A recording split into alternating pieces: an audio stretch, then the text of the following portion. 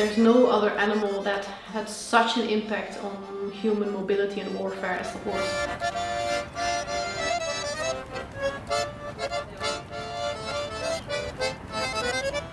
In the Habsburg era, the horse was still part of daily everything. It's hard to imagine now that we really depended on the horse for everything, for transportation, warfare, etc. And if you didn't, you were behind.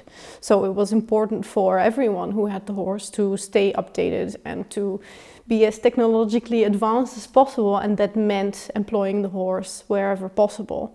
So, of course, we are all familiar with all these the paintings where horses are part of these ceremonies, and but we often forget how expensive it is to upkeep horses. So the whole display of this is really showing, hey, this is how much power we have, this is how much money we have. If you walk around in a European capital and you see an emperor or a king or whoever, a pharaoh, on horseback or on a chariot, they're always on stallions.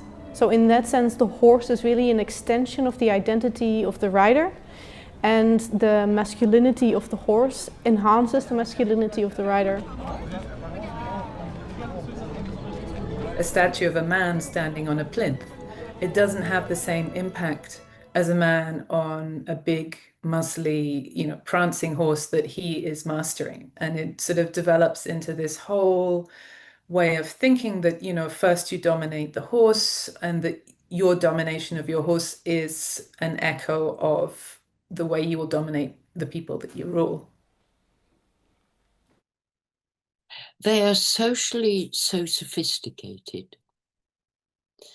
They can look at another horse from 50 meters away and know how to avoid problems with it, because the horse is absolutely devoted to avoiding conflict, which is why it's so silly that they've been used for war so often. So I tried really to look into this conundrum for me, which is why, we always talk about horses as a prey animal, which is maybe a little bit reductive, but how do they end up being our most successful animal in war? People have tried to go into combat with elephants, that didn't work. They've tried, with oxen, didn't work. I think there's even supposedly someone tried with sheep, did not work.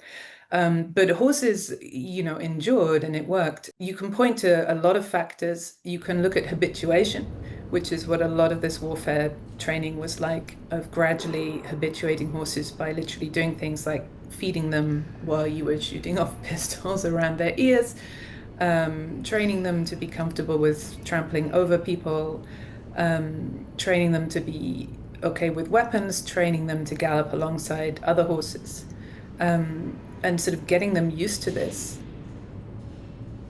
Well, I think from there you come to see that maybe it would be better to deprive the horse of a natural upbringing, so that right from the start he's not going to have very many ideas of his own. Keep him in very sterile environments, and then do an awful lot of mindless training. Keep them working, keep them doing mindless exercises to produce what he called docile bodies.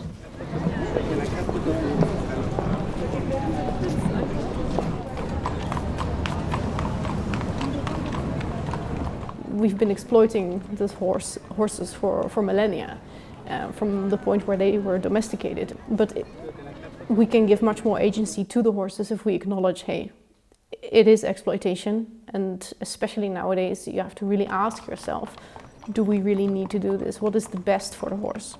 And because we domesticated the horse so long ago, we have this relationship now. We also have been hunting them and using them for meat and later for milk, and then capturing them and harnessing them to carts and riding them and doing all the things. But we've been watching them for a very, very long time. And it's encoded, I believe it's encoded in our, if not our actual real genetic DNA, it's encoded in our cultural DNA.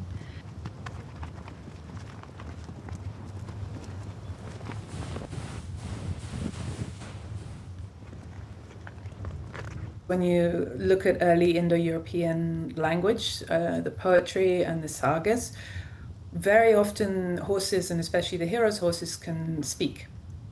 We have a tendency to see horses as kind of maybe closer to us than most other animals, as having a closer connection, as being in some instances, in some quotes I've seen, sort of quasi-human.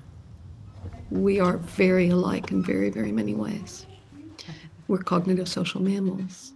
We are heterarchical, not hierarchical, fundamentally, despite what the machinations of all political cultures have done.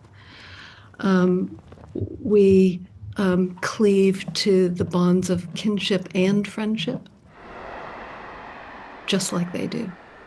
And probably, if anything speaks volumes about the potential of the horse-human relationship, it's that given their own choice, they will come around.